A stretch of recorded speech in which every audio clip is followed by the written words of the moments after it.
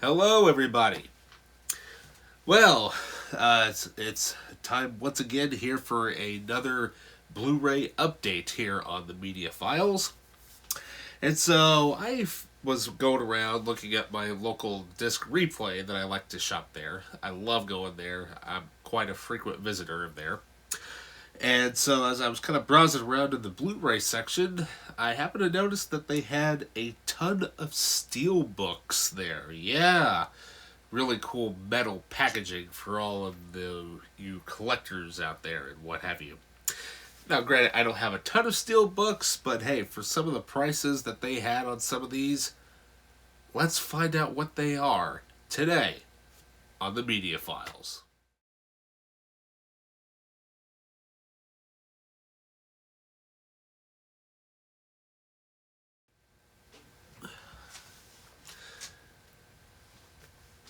Welcome back. So, as I was looking around the Blu-ray section, I noticed that they had a bunch of steel books, and there were quite a few of them that I have been keeping an eye on for a bit, because I know sometimes certain ones can be kind of pricey and whatnot, and I'm like, I just don't want to pay that price. So first off, I figured let's go back to the classics. Let's go back to when movies really started to take shape, and that was back in the 1930s.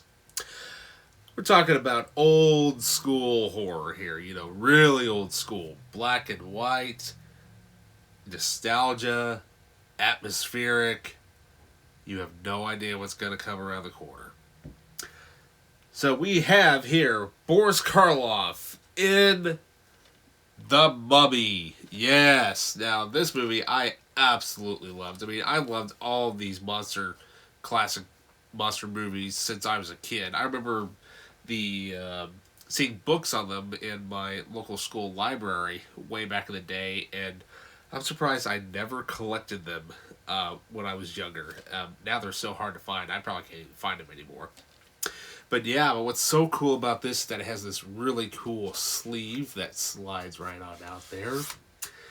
And you have the contents, the back there, that are on the little sleeve there. But what's even cooler about it is the cover art that is on here. Yeah, this is done by awesome comic book artist Alex Ross. Yes, now he did several covers for each of the Universal monsters. You can actually check them out on his website.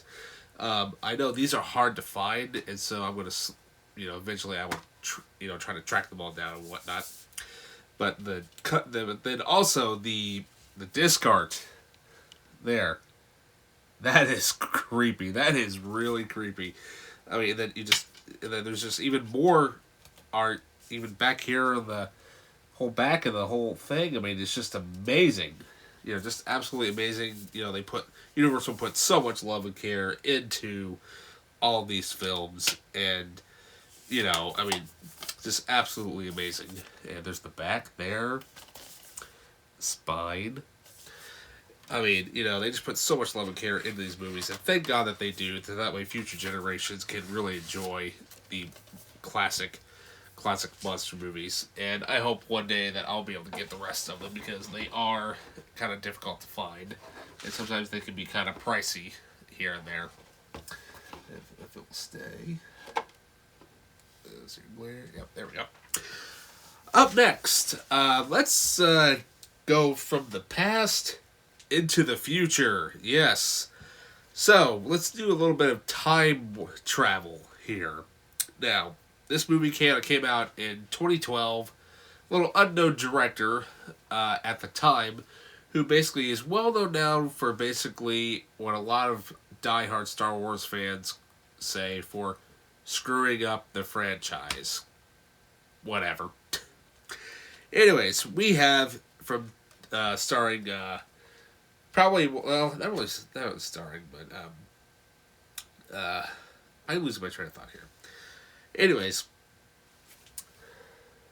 so let's do this all over again. Welcome back. Well, for this time, I thought maybe let's start things off here with let's go back all the way to almost 100 years ago when movies were just starting to enter the foray into the realm of entertainment. So back in the 1930s, we had a few little horror movies called Dracula and Frankenstein. Yes.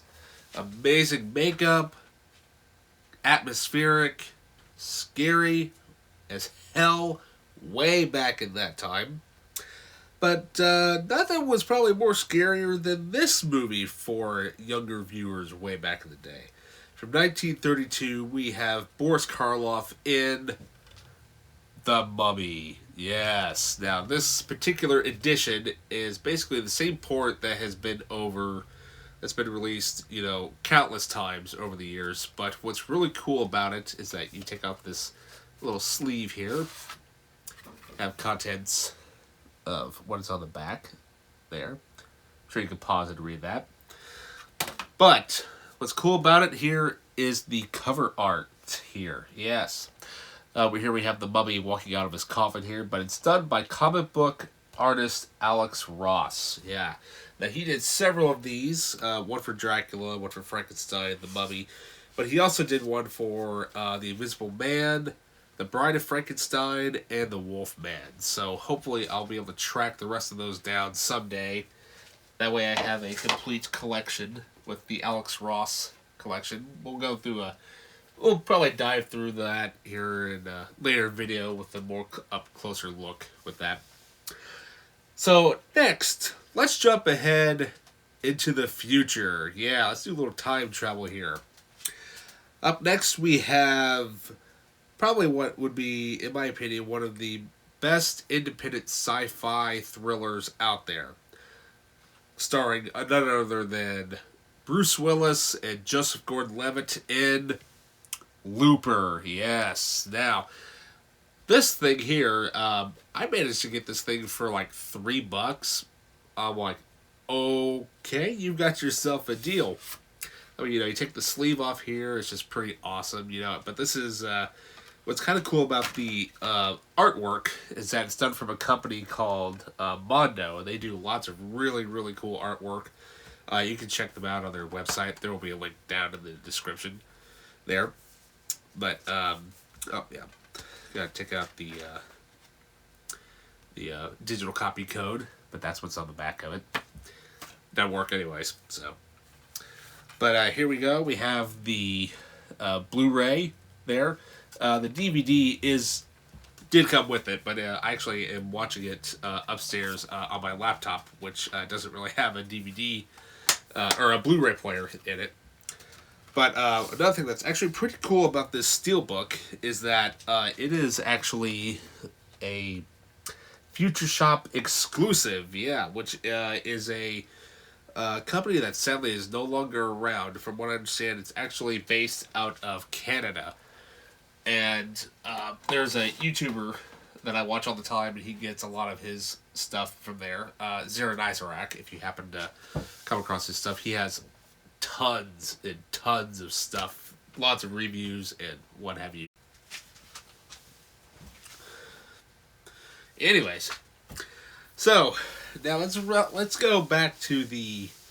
Up next, we have what everybody thought was going to be probably the greatest of last dinosaur-related sequels.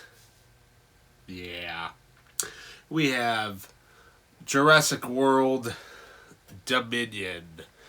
Yes, now, when I picked this up, I figured, hey, it's only like $4. I know not a lot of people liked it, and I'm like, why not, just to complete the collection.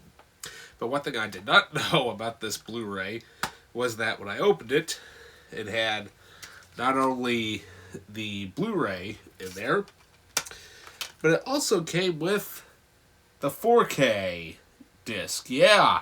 Apparently this is the 4K Steelbook, and I had no idea. And I'm like, hey, not too shabby for $4.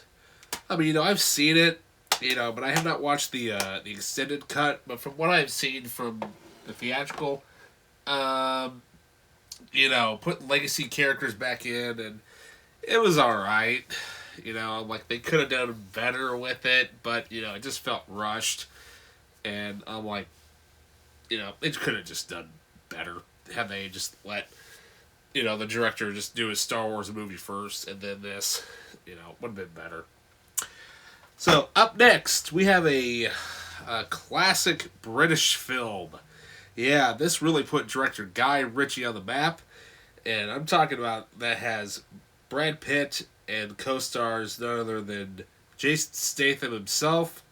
We have Snatch. Yeah, now I remember watching this movie back when I was in high school, and I just loved it. I mean, I just love the British humor that's in it. You know, of how the one of the older characters says that he can't change fighters. You know, just the way he kind of slash like that. You know, I mean, you know, this movie was just, oh, it's hilarious. I mean, it's just amazing. Amazing film. But I just love the fact of how yellow it is, too. And, you know, you got the donkeys chasing the rabbit there on the back cover. I mean, now there's no, you know, there's no, like, inner artwork or anything. It's just all nice and shiny and yellow and everything, you know. But, yeah, I mean, you know, this movie just put Guy Ritchie on the map, and that led him to making the Sherlock Holmes films, which are amazing, by the way. So now that we went kind of light and whatnot here with some of this, we started with dark, with the Mummy. Let's go back down into the well of hell. So, but this time, though, we're going to keep it a little more family friendly. You know, this movie shows up all the time around Halloween, and what can I say? It's just an instant classic. It started off as an original TV series way back in the day, and then they decided, hey, let's make a movie of it. And in light of the recent Netflix series that was put on entitled Wednesday, we have none other than The Addams Family. Yes. Now, you got Fig there with he walked around the house, the title. You know, I mean, just a very awesome steelbook. You know, I mean, you got Gomez there with his wife. And I just love the artwork because especially the way the thing is designed, it kind of reminds me a lot of the Evil Dead Groovy collection that just came out on 4K. Now, mind you, it's your typical, you know, standard blue and gray discs, you know, no artwork. And we have, you know, close-up random things of sparks. That's kind of boring, but the movie's not. Oh, no, the movie's amazing. I mean, you've got, you know, Doc Brown as Fester. I mean, you know, come on. That is just like probably one of the best characters ever in that entire film. I mean, it's just amazing. So now, speaking of darkness, it's time to go back to one of my all-time favorite superhero films of all time that I saw in theaters when I was only 4 years old. Thanks, Pops.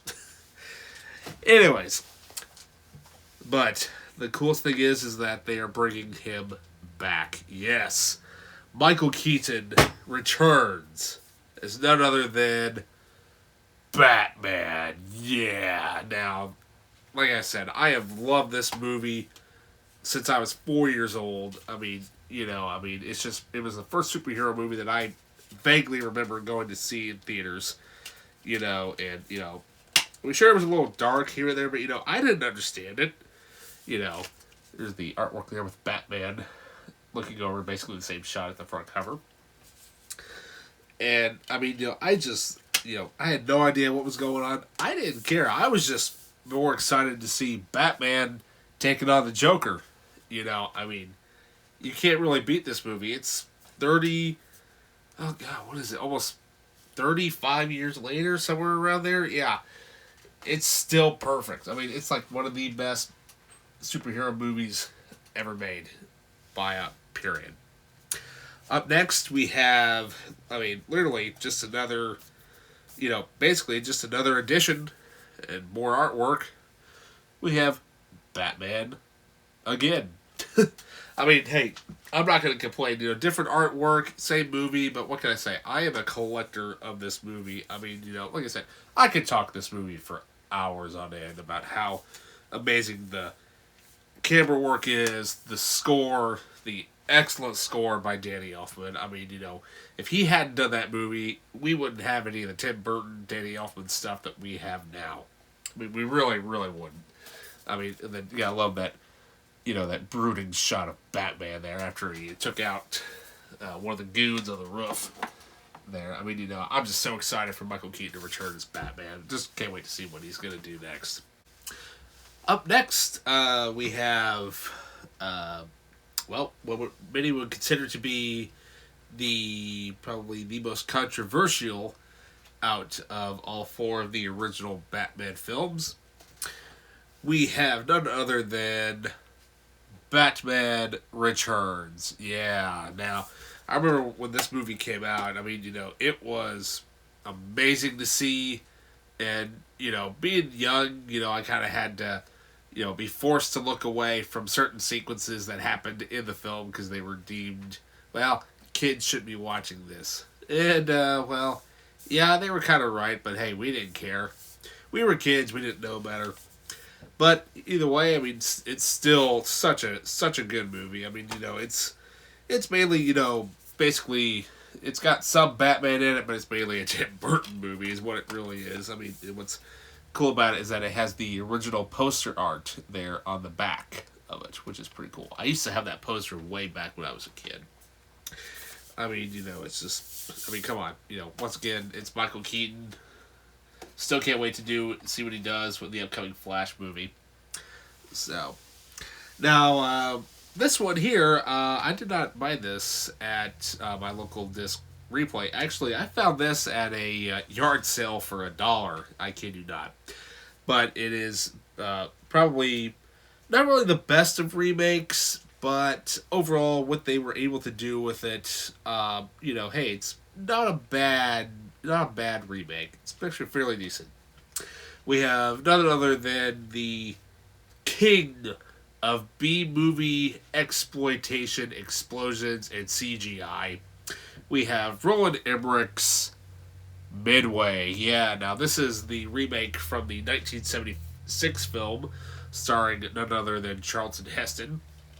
And what's pretty cool about it is that you take the sleeve out, and it has, once again, cover right here that's not on here. But on the back of it, it has the star there for the Americas, or America or whatever. But, I mean, overall, this movie really wasn't that bad. I mean, you can tell it gets a little over CGI'd a little bit, but one of the coolest things that I love what they did with this movie is that they got it right as far as authenticity goes. I mean, when it comes to the planes flying down, trying to attack the carriers from the clouds and stuff, I mean, they got the air quality and that stuff done right. I mean, it was just, that sequence alone is actually well worth $1 spent on it. I mean, it was, like I said, it's not a bad movie, but, hey, if you're a World War II film collector like I am, and it just goes to show what these guys went through. I mean, these pilots just went through pure hell just to save, our freedoms from, a tyrant, and what have you. So, and now finally we have one last steelbook, not on Blu-ray here, but one on DVD. And I've got this at a different yard sale. This is a few years ago. The guy didn't even know what to put a price on it, so he's like, just take it for $0.25. I'm like, oh, okay. So we have like a modern Western kind of, but it has a very, very strong cast in this film. Starring Guy Pearce, Ray Winstone, Danny Houston, John Hurt, David Wenham, and Emily Watson in The Preposition. Yeah, now the director behind this is John Hillcoat, and if you have not heard of him, I highly recommend watching a movie called The Road with Viggo Mortensen. I mean, that director, he has a real keen eye for very, very subtle and very dark, like, cinematography. I mean, it's just amazing what he was able to do with not only this film, but with The Road as well. I mean, for a quarter, I mean, I'm like, okay, it's literally, it looks like a very, very different type of film than what, you're thinking most modern Westerns would be. But I swore when I first got this that this guy here looked like, Jack Black. I'm like, wait a minute, did he lose a bunch of weight for this? But no, that is not Jack Black. It looks a lot like him, but nope, that's not him. But,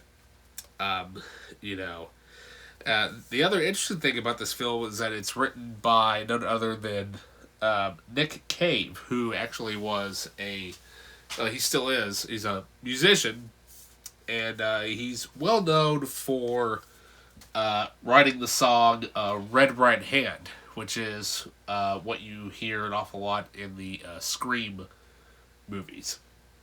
Which those will be movies we'll be talking about here in the upcoming days due to the sixth film coming out, which looks pretty good. So, anyway, so that is the latest for what I got as far as steelbooks go. And, hopefully I'll tend to get more of them, as an avid film buff as I am. Yeah, granted, they're the same. Some of them are the same movie and whatnot, but you know what? We're collectors and we like to show off what we have, right? Right?